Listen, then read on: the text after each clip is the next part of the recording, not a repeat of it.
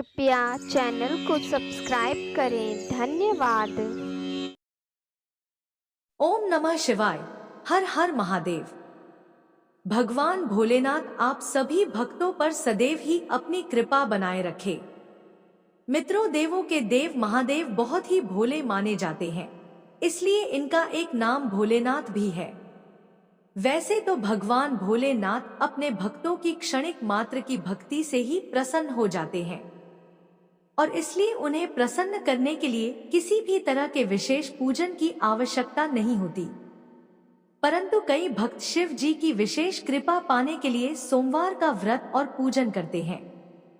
मित्रों, सोमवार के व्रत को लेकर मान्यता है कि इस व्रत को करने से भगवान शिव अपनी भक्तों की सभी मनोकामना बहुत जल्दी ही पूरी करते हैं।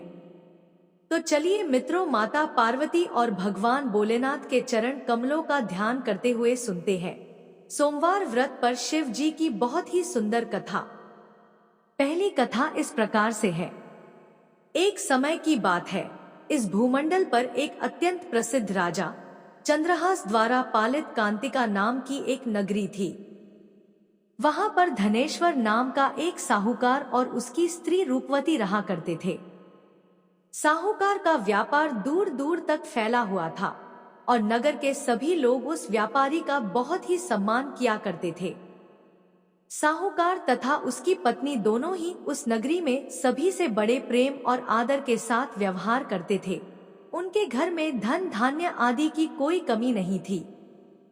लेकिन उनको एक बड़ा दुख था कि उनकी कोई संतान नहीं थी और इस कष्ट से वे दोनों अत्यंत दुखी रहते थे। एक दिन एक बड़ा तपस्वी योगी उस नगरी में आया। वह योगी उस ब्राह्मण के घर को छोड़कर अन्य सब घरों से भिक्षा लाकर भोजन किया करता था, लेकिन रूपवती से वह भिक्षा नहीं लिया करता था। एक समय वह किसी अन्य घर से भिक्षा लेकर गंगा किनारे जाकर भिक्षान्न को प्रेम पूर्वक खा रहा था। तभी धनेश्वर ने योगी को देखा और अपनी भिक्षा के अनादर से दुखी होकर योगी से बोला, महात्मन, आप सब घरों से भिक्षा लेते हैं परंतु मेरे घर की भिक्षा कभी भी नहीं लेते, इसका कारण क्या है? योगी ने कहा कि निसंतान के घर की भीख पतितों के अन्न के तुल्य होती है और जो पतितों का अन्न खाता है वह भी पतित हो जाता है। चूंकि तुम निसंतान हो, अतः पतित हो जाने के भय से मैं तुम्हारे घर की भिक्षा नहीं लेता हूँ।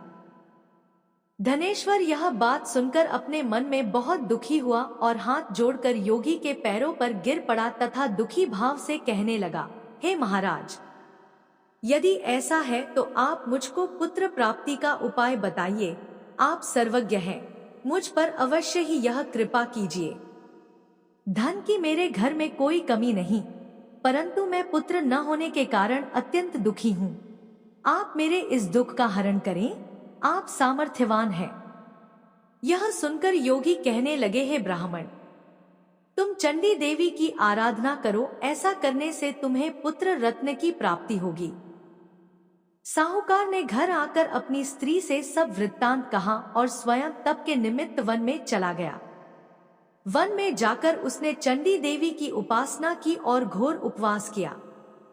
चंडी देवी ने 16वें दिन उसको स्वप्न में दर्शन दिया और कहा, हे धनेश्वर, मैं तेरी भक्ति भाव से अत्यंत प्रसन्न हूँ। तुझे शीघ्र ही पुत्र रत्न प्राप्त होगा, लेकिन वह 16 वर्ष की आयु में ही मृत्यु को प्राप्त हो जाएगा। परंतु यदि तुम दोनों पति पत्नी 32 पूर्णमासियों का व्रत विधिपूर्वक करोगे तो वह दीर्घायु होगा। जितनी तुम्हारी सामर्थ्य हो उतने आटे के दिए बनाकर शिवजी का पूजन करना और पूर्णमासी का व्रत रखना। प्रातः काल होने पर इस स्थान के समीप ही तुम्हें एक आम का वृक्ष दिखाई देगा। उस पर चढ़कर एक फल तोड़कर शीघ्र अपने घर चले जाना और अपनी स्त्री से सब वृत्तांत कहना। जब वह श्री शंकर जी का ध्यान करके उस फल को खा लेगी, तब भगवान शंकर की कृपा से वह गर्भवती हो जाएगी। जब वह ब्राह्मण प्रातः काल उठा तो उसने उस स्थान के पास ही एक आम का वृक्ष देखा जिस पर एक आम का फल लगा हुआ था। उस ब्राह्मण ने उस आम के वृक्ष पर चढ़कर उस फल को तोड़ने का प्रयत्न किया, परंतु कई बार प्रयत्न करने पर भी वह वृक्ष पर न चढ़ पाया।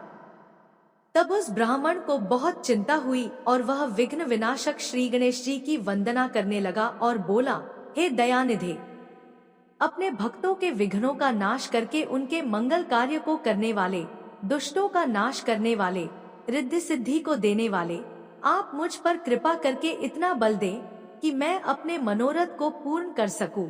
इस प्रकार गणेश जी की प्रार्थना करने पर उनकी कृपा से धनेश्वर वृक्ष पर चढ़ गया और उसने एक अति सुंदर आम का फल देखा। उसने विचार किया कि जो वरदान से फल मिला था वह यह है और कोई फल दिखाई नहीं देता। उस धनेश्वर ब्राह्मण ने जल्दी से उस फल को तोड़कर अपनी स्त्री को लाकर दिया और उसकी स्त्री ने अपने पति के कथनानुसार उस फल को खा लिया। इसके पश्चात वह गर्भवती हो गई। देवी जी की असीम कृपा से उसे एक अत्यंत सुंदर पुत्र की प्राप्ति हुई, जिसका नाम उन्होंने देवीदास रखा। माता पिता के हर्ष और शोक के साथ वह बालक शुक्ल पक्ष के चंद्रमा की भांति बढ़ने लगा। भवानी की कृपा से वह बालक बहुत ही सुंदर, सुशील और पढ़ने में बहुत ही निपुण हो गया। चंडी देवी की आज्ञानुसार उसके माता पिता ने 32 पूर्णमासी का व्रत रखना प्रारंभ कर दिया था, जिससे उसका पुत्र दीर्घायु हो जाए। 16वां वर्ष लगते ही देवीदास के माता पिता को बड़ी चिंता हो गई कि कहीं उनके पुत्र की इस वर्ष मृत्यु न हो जाए। इसलिए उन्होंने अपने मन में विचार किया कि यदि यह दुर्घटना उनके सामने हो गई तो वे कैसे सहन कर सकेंगे। उन्होंने देवीदास के मामा को बुलाया और कहा कि हमारी इच्छा है कि देवीदास 1 वर्ष तक काशी में जाकर विद्याध्ययन करे और हम उसको अकेला भी नहीं छोड़ना चाहते, इसलिए साथ में तुम चले जाओ और 1 वर्ष के पश्चात इसको वापस लौटा लाना। सब प्रबंध करके उसके माता पिता ने काशी जाने के लिए देवीदास को एक घोड़े पर बैठाकर उसके मामा को उसके साथ विदा कर दिया। धनेश्वर ने अपनी पत्नी के साथ अपने पुत्र की मंगल कामना तथा दीर्घायु के लिए भगवती दुर्गा की आराधना और पूर्णमासियों का व्रत करना आरंभ कर दिया। इस प्रकार उन्होंने 32 पूर्णमासी का व्रत पूरा किया। कुछ समय पश्चात एक दिन वह दोनों मामा और भांजा मार्ग में रात्रि बिताने के लिए किसी ग्राम में ठहरे हुए थे। उस दिन उस गांव में एक ब्राह्मण की अत्यंत सुंदरी, सुशीला, विदुषी और गुणवती कन्या का विवाह होने वाला था। जिस धर्मशाला के अंदर वर और उसकी बारात ठहरी हुई थी, उसी धर्मशाला में देवीदास और उसके मामा भी ठहरे हुए थे। संयोगवश कन्या को तेल आदि चढ़ाकर मंडप आदि का कृत्य किया जा रहा था, लेकिन लग्न के समय वर को धनुर्वात मतलब एक वायुरोग जिसमें शरीर धनुष की तरह झुककर टेढ़ा हो जाता है हो गया। इस कारण वर के पिता ने अपने कुटुंबियों से परामर्श करके निश्चय किया कि यह देवीदास मेरे पुत्र जैसा ही सुंदर है, मैं इसके साथ ही लग्न करा देता हूँ और बाद में विवाह के अन्य कार्य मेरे लड़के के साथ हो जाएंगे। ऐसा सोचकर उन्होंने देवीदास के मामा से जाकर बोला कि तुम थोड़ी देर के लिए अपने भांजे को हमें दे दो, जिससे विवाह के लग्न के सारे कृत्य सुचारू रूप से हो सके। तब उसका मामा कहने लगा कि जो कुछ भी कन्यादान के समय वर को मिले वह सब हमें दे दिया जाए, तो मेरा भांजा इस बारात का दूल्हा बन जाएगा। यह बात वर के पिता ने स्वीकार कर ली और उसने अपने भांजे को वर बनने के लिए भेज दिया और उसके साथ सब विवाह कार्य रात्रि में विधिपूर्वक संपन्न हो गया। तो पत्नी के साथ वह भोजन न कर सका और अपने मन में सोचने लगा कि न जाने यह कैसी स्त्री होगी। वह एकांत में इसी सोच में पड़ गया तथा उसकी आंखों में आंसू आ गए।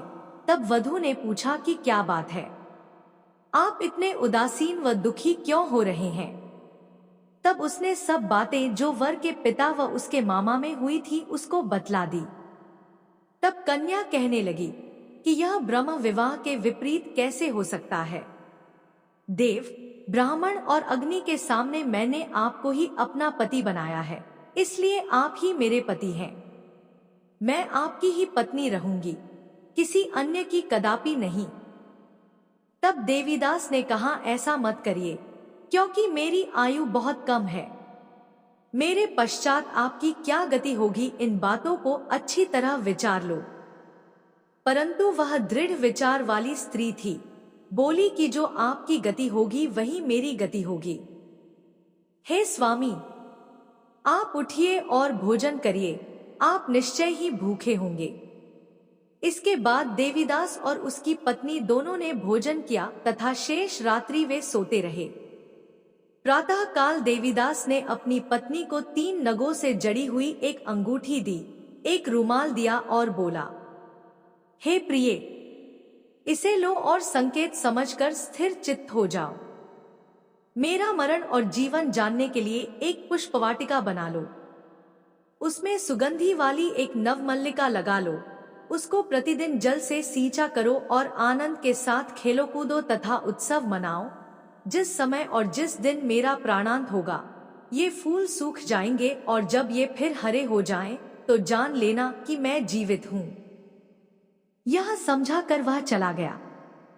प्रातः काल होते ही वहां पर गाजे बाजे बजने लगे और जिस समय विवाह के कार्य समाप्त करने के लिए वर तथा सब बाराती मंडप में आए तो कन्या ने वर को भली प्रकार से देखकर अपने पिता से कहा कि यह मेरा पति नहीं है, मेरा पति वही है जिसके साथ सत्र में मेरा पानी ग्रहण हुआ था, इसके साथ मेरा विवाह नहीं हुआ है। यदि यह वही है तो बताए कि मैंने इसको क्या दिया। मधुपर्क और कन्यादान के समय जो मैंने भूषणादि दिए थे उन्हें दिखाए तथा रात में मैंने क्या गुप्त बातें कही थी वह सब सुनाए। पिता ने उसके कथनानुसार वर को बुलवाया गया। कन्या की यह सब बातें सुनकर वह कहने लगा कि मैं कुछ नहीं जानता। इसके पश्चात लज्जित होकर वह वहां से चला गया और सारी बारात भी अपमानित होकर वहां से लौट गई। भगवान श्री कृष्ण बोले, हे माता, इस प्रकार देवीदास काशी विद्याध्ययन के लिए चला गया। जब कुछ समय बीत गया तो काल से प्रेरित होकर एक सर्प रात्रि के समय उसको डसने के लिए वहां पर आया। उस विषधर के प्रभाव से उसके शयन का स्थान चारों ओर से विष से विषैला हो गया, परंतु व्रत के प्रभाव से उसको काट न पाया, क्योंकि पहले ही उसकी माता ने 32 पूर्णिमा का व्रत कर रखा था। इसके बाद मध्याह्न के समय स्वयं काल वहां पर आया और उसके शरीर से उसके प्राणों को निकालने का प्रयत्न करने लगा, जिससे वह मूर्छित होकर पृथ्वी पर गिर पड़ा। भगवान की कृपा से उसी समय पार्वती जी के साथ भगवान शंकर वहां पर आ गए। उसको मूर्छित दशा में देखकर पार्वती जी ने भगवान शंकर से प्रार्थना की कि हे प्रभु, इस बालक की माता ने पहले 32 पूर्णिमा का व्रत किया था, जिसके प्रभाव से हे भगवान आप इसको प्राण दान दे। भवानी के कहने पर भक्तवत्सल भगवान शिव ने उसको प्राण दान दे दिया। इस व्रत के प्रभाव से काल को भी पीछे हटना पड़ा और देवीदास स्वस्थ होकर बैठ गया। उधर उसकी स्त्री उसके काल की प्रतीक्षा किया करती थी। जब उसने देखा कि उस पुष्प वाटिका में पत्र पुष्प कुछ भी नहीं रहे तो उसको अत्यंत आश्चर्य हुआ, और जब वह वैसे ही हरी भरी हो गई तो वह जान गई कि वह जीवित हो गए हैं। यह देखकर वह बहुत प्रसन्न मन से अपने पिता के कहने लगी कि पिताजी, मेरे पति जीवित हैं, आप उनको ढूंढना शुरू करें। जब 16वां वर्ष व्यतीत हो गया तो देवीदास भी अपने मामा के साथ काशी से चल दिया। इधर उसके ससुर उसे ढूंढने के लिए अपने घर से जाने वाले ही थे कि वह दोनों मामा भांजा वहां पर आ गए। देवीदास को आता देखकर उसका ससुर बड़ी प्रसन्नता के साथ अपने घर में ले आया। उस समय नगर के निवासी भी वहां इकट्ठे हो गए और सबने निश्चय किया कि अवश्य ही इसी बालक के साथ इस कन्या का विवाह हुआ था। उस बालक को जब कन्या ने देखा तो पहचान लिया और कहा कि यह तो वही है जो संकेत करके गया था। तदुपरांत सभी कहने लगे कि भला हुआ जो यह आ गया, और सब नगरवासियों ने आनंद मनाया। देवीदास इसके बाद अपनी पत्नी और मामा को लेकर वहां से अपने माता पिता के पास आने को चल दिया। उसके ससुर ने भी उसे बहुत सारा धन और दहेज दिया। इधर साहूकार और उसकी पत्नी भूखे प्यासे रहकर बेटे की प्रतीक्षा कर रहे थे। उन्होंने प्रण कर रखा था कि यदि उन्हें अपने बेटे की मृत्यु का समाचार मिला तो वह भी प्राण त्याग देंगे। उसी रात को भगवान शिव ने साहूकार के स्वप्न में आकर कहा कि साहूकार, मैंने तेरी भक्ति और सच्ची श्रद्धा से प्रसन्न होकर तेरे पुत्र को लंबी आयु प्रदान की है, इसलिए अब तू निश्चिंत हो जा। सुबह जब साहूकार का पुत्र अपने घर की तरफ चल रहा था तो उसके माता पिता को लोगों ने खबर कर दी और कहा कि तुम्हारा पुत्र देवीदास अपनी पत्नी और मामा के साथ आ रहा है। ऐसा समाचार सुनकर पहले तो उन्हें विश्वास नहीं हुआ, लेकिन जब देवीदास आया और उसने अपने माता पिता के पैर छुए तो देवीदास के माता पिता ने उनका स्वागत किया, आरती उतारी और दोनों को अपने सीने से लगा लिया।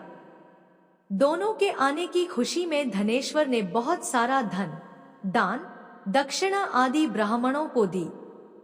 इसी प्रकार जो कोई भक्त भगवान भोलेनाथ को सच्चे मन से पूजा अर्चना करता है और सोमवार व्रत करता है तो भगवान भोलेनाथ की कृपा से उसके सभी दुख दूर होते हैं और सभी मनोकामनाएं पूर्ण होती हैं और उसका सदा ही कल्याण होता है। तो बोलिए मित्रों, हर हर महादेव, जय शिव शंभू, जय भोलेनाथ। अब चलिए सुनते हैं दूसरी कथा। बहुत समय पहले की बात है। एक नगर में एक निर्धन ब्राह्मण अपनी पत्नी के साथ रहता था। उस ब्राह्मण के घर की आर्थिक स्थिति बहुत दयनीय थी। उसके घर में ना तो भोजन के लिए पर्याप्त अन्न था और ना ही कोई साधन जिससे जीवन आसानी से चल सके। लेकिन ब्राह्मण बड़ा ही धर्मपरायण व्यक्ति था और भगवान शिव का परम भक्त था। ब्राह्मण हर सोमवार को व्रत रखता और सच्चे मन से शिव जी की पूजा अर्चना किया करता था। उसका विश्वास था कि भगवान शिव उसकी भक्ति से प्रसन्न होकर एक दिन उसकी सभी परेशानियों का अंत करेंगे। हालांकि ब्राह्मण की पत्नी उसकी इस पूजा और व्रत से संतुष्ट नहीं रहती थी। वह अक्सर कहती, सिर्फ पूजा पाठ करने से पेट नहीं भरता, हमें अन्य कम करने चाहिए जिससे हम अधिक धन कमा ना सके। लेकिन ब्राह्मण हर बार उसे शांत करते हुए कहता, धन और साधन से अधिक महत्वपूर्ण है शिव जी की कृपा। शिव जी की आराधना से हमारी सभी समस्याएं अवश्य समाप्त होंगी, बस थोड़ा धैर्य रखो। ऐसा कहकर ब्राह्मण अपने पूजा पाठ में लग गया। इसी प्रकार से एक दिन ब्राह्मण रोज की तरह भोजन पकाने और बाजार में बेचने के लिए जंगल में लकड़ियां काटने गया। जब ब्राह्मण लकड़ी काट रहा था तो उसे जंगल में एक बूढ़ा साधु मिला जो बहुत ही तेजस्वी और दिव्य प्रतीत हो रहा था। साधु ने ब्राह्मण को देखकर कहा, वत्स, तुम्हारे चेहरे पर चिंता की रेखाएं क्यों हैं? क्या बात है? ब्राह्मण ने दुखी होते हुए अपनी गरीबी और अपने जीवन की कठिनाइयों का वर्णन किया। साधु ने मुस्कुराते हुए कहा, तुम्हारी समस्याओं का समाधान तुम्हारे विश्वास में ही छिपा है। तुम भगवान शिव की आराधना करो और सच्चे मन से सोमवार व्रत का पालन करो। शिव जी अत्यंत कृपालु हैं। यदि तुम्हारी भक्ति सच्ची है तो वे अवश्य ही तुम्हारी मदद करेंगे। साधु की बातें सुनकर ब्राह्मण का विश्वास और दृढ़ हो गया। वह घर लौटकर अपनी पत्नी को साधु की बातों के बारे में बताता है और दोनों ब्राह्मण ब्रह्माणी ने निश्चय किया कि वे पूरी श्रद्धा और विश्वास के साथ सोमवार व्रत करेंगे। अब तो हर सोमवार ब्राह्मण और उसकी पत्नी उपवास रखते, शिव जी का अभिषेक करते और पूरी निष्ठा से उनकी पूजा अर्चना किया करते थे। कुछ ही समय में उनके जीवन में परिवर्तन आने लगा। अब तो ब्राह्मण को लकड़ी बेचने पर पहले से अधिक धन मिलने लगा। एक दिन जब वह अपने घर के आंगन में बैठा पूजा कर रहा था तो अचानक उसे ऐसा प्रतीत हुआ कि जमीन में कुछ दबा हुआ है। जब उसने खोदकर देखा तो वहां एक घड़ा सोना और गहनों से लबालब भर हुआ था। यह देखकर ब्राह्मण और उसकी पत्नी की खुशी का ठिकाना न रहा। अब तो उनकी गरीबी समाप्त हो गई। उनकी भक्ति और श्रद्धा ने उन्हें भगवान शिव की कृपा का पात्र बना दिया था। ब्राह्मण ने सारा श्रेय भगवान शिव को दिया और कहा, यह सब शिव जी की कृपा है। अगर हम सच्चे मन से उनकी आराधना करें तो वह हर कष्ट हर लेते हैं। मित्रों, यह कथा हमें सिखाती है कि सच्चे मन, श्रद्धा और धैर्य के साथ भगवान शिव की पूजा करने से जीवन की सभी कठिनाइयां समाप्त हो सकती हैं। शिव जी अपने भक्तों की सच्ची पुकार अवश्य सुनते हैं और उन्हें सुख समृद्धि का वरदान देते हैं। सोमवार व्रत का महत्व इसी में निहित है कि यह व्यक्ति को न केवल आंतरिक बल देता है, बल्कि उसके जीवन में सकारात्मक परिवर्तन भी लाता है। कथा समाप्त हुई। बोलिए मित्रों, हर हर महादेव।